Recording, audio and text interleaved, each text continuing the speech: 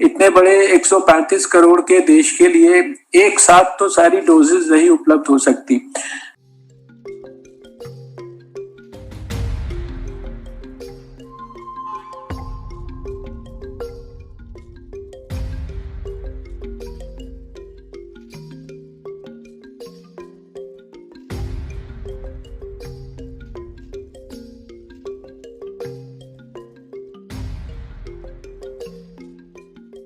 हमने प्रायोरिटी के बारे में कहा है, लेकिन आम लोग, सभी लोग आम लोग हैं, और प्रायोरिटी का आधार जो है वो भी वैज्ञानिक दृष्टि से ही प्रायोरिटी चूज की गई है, क्योंकि इतने बड़े 135 करोड़ के देश के लिए एक साथ तो सारी डोजेज नहीं उपलब्ध हो सकती। जैसे हमारा अनुमान है कि हमारे को जुलाई अगस्त तक जो है 400-500 मिलियन डोजेज जो है हमारे को उपलब्ध होंगी, जो भारत के अंदर जो वैक्सीन का रिसर्च करके जो आउटकम आने की संभावना है। अभी जो क्लिनिकल ट्रायल के थर्ड फेजेस में जो लोग पहुंच गए हैं, वो जिस स्थिति में है,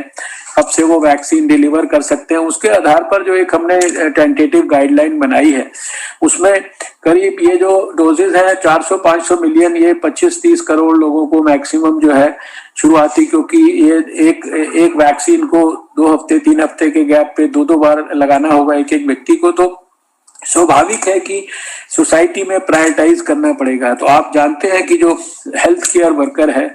जो अस्पतालों में काम कर रहा है, जो कोरोना वॉरियर है, जो 10 महीने से लगातार अपने प्राणों को भी खतरे में डालकर, और कितने लोगों के प्राण भी उनके चले गए हैं इसके अंदर, तो उनको जो है उसके अंदर नेचुरली प्रायोरिटाइज किया गया है। उसके बाद जो है थोड़े जो 65 साल से ऊपर के बुजुर्ग हैं उनको प्रायोरिटाइज किया गया है। उसके बाद 50 साल से 65 साल वालों को प्रायोरिटाइज किया गया है। उसके बाद 50 साल से कम के जिनको दूसरी बीमारियां हैं उनको, यानी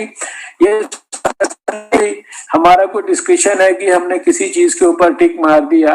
ये सब कुछ वैज्ञानिक दृष्टि से एक्सपर्ट्स इसको डिसाइड कर रहे हैं। अगर हमारे पास एक साथ 135 करोड़ लोगों के लिए वैक्सीन होती तो हम फिर 135 करोड़ लोगों को एक साथ शुरू कर सकते थे। तो इस दृष्टि से ये प्रायोरिटाइज किया गया है, और उसके लिए बहुत एक वृहद योजना के तहत जो है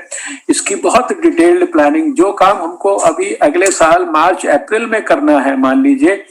उसकी तैयारी अभी हम 3 महीने पहले से कर रहे हैं, और इतनी डिटेल्ड मेटिकुलस प्लानिंग कर रहे हैं। उसके लिए इलेक्ट्रॉनिक प्लेटफॉर्म डेवलप किया गया है, जो एक ऑलरेडी ही हमारा एक ई-विन करके वैक्सीन इंटेलिजेंस नेटवर्क करके एक प्लेटफॉर्म ऑलरेडी हमारे पास है।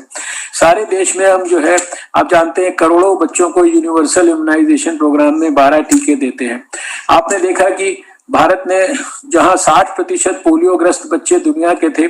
हम लोगों ने पोलियो को जड़ से उठाकर फेंका, और कम से कम हम पिछले 25 साल से सारे देश के बच्चों को, 5 साल से छोटे, पूरे देश में लाखों सेंटर्स बनाकर उनको -20 डिग्री सेंटीग्रेड पर वैक्सीन पहुंचाते हैं।